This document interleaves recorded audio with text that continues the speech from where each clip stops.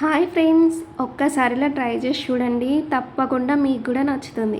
So welcome to our channel. నాకు support చేస్తున్న వాళ్ళందరికీ చాలా థ్యాంక్స్ అండి. ఇక్కడ ప్రాసెస్లోకి వస్తే ఉప్మా చేయడం కోసం నేనైతే క్యారెట్ ఇంకా ఆనియన్ ఇంకా మిర్చి అయితే కట్ చేసుకుంటున్నాను. క్యారెట్ వేస్తే ఏంటంటే టేస్ట్ బాగుంటుంది ఉప్మాలోకి. చాలామందికి ఉప్మా అంటే నచ్చదు, తినము, అస్సలు బాగోదు అంటారు కదా. సో ఒకసారి ఇలా ట్రై చేయండి, మీకే నచ్చుతుంది. సో మోస్ట్లీ మా సైడ్ అయితే మ్యారేజెస్కి టిఫిన్గా ఉప్మానే పెడతారు. మీ సైడ్ మ్యారేజెస్లో టిఫిన్లోకి ఏం పెడతారో కామెంట్ సెక్షన్లో కామెంట్ చేసేయండి. ఫస్ట్ అయితే స్టవ్ పైన గంజు పెట్టుకోండి. అందులోకి 3 టేబుల్ స్పూన్ ఆఫ్ ఆయిల్ వేసుకోండి. ఆయిల్ హీట్ అయ్యాక 1 స్పూన్ ఆవాలు, 1 స్పూన్ జీలకర్ర వేసుకోండి. ఆవాలు జీలకర్ర కొంచెం ఫ్రై అయిన తర్వాత 4 to 5 వెల్లుల్లి వేసుకోండి. వెల్లుల్లి వేస్తే ఏంటంటే టేస్ట్ బాగుంటుంది కాబట్టి వేస్తున్నాను. కావాలి అనుకుంటే పల్లీలు కూడా మీరు ఇప్పుడే వేసుకోవచ్చు.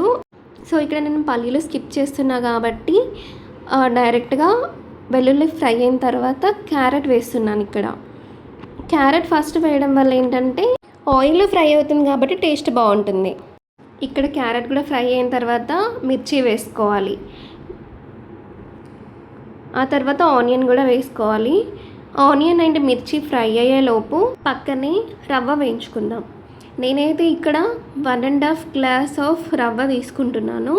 సో ఇది సిమ్లో పెట్టేసుకొని 3 to 4 మినిట్స్ అలా ఫ్రై చేసుకుంటే సరిపోతుంది. ఆ తర్వాత ఆనియన్ అండ్ మిర్చి అయితే ఫ్రై అయిపోయాయి కదా. ఇప్పుడు నేను ఇక్కడ 2 టేబుల్ స్పూన్ ఆఫ్ శనగపప్పు వేసుకుంటున్నాను. అది వేసుకొని కొంచెం ఫ్రై చేసుకోవాలి. ఇక్కడైతే నేను కరివేపాకు కూడా వేసుకోవట్లేదు. ఇంకా కొందరు టమాటా కూడా వేస్తారు, అది మీ టేస్ట్ని బట్టి మీకు కావాలనుకుంటే వేసుకోవచ్చు.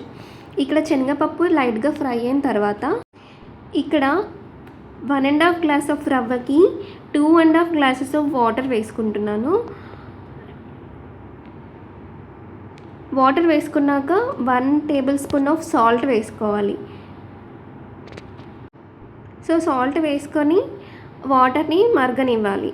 ఇలా మరగడం స్టార్ట్ అయ్యాక స్టవ్ అనేది సిమ్లో పెట్టుకొని రవ్వ కొంచెం కొంచెంగా యాడ్ చేస్తూ ఉండలు కట్టకుండా కలుపుకోవాలి. ఉప్మా దగ్గర పడిన తర్వాత 2 మినిట్స్ అలాగే వదిలేసి స్టవ్ ఆఫ్ చేసుకుంటే వేడి వేడి upma ready. Thank you for watching. మీరు కూడా ట్రై చేసి టేస్ట్ చేయండి.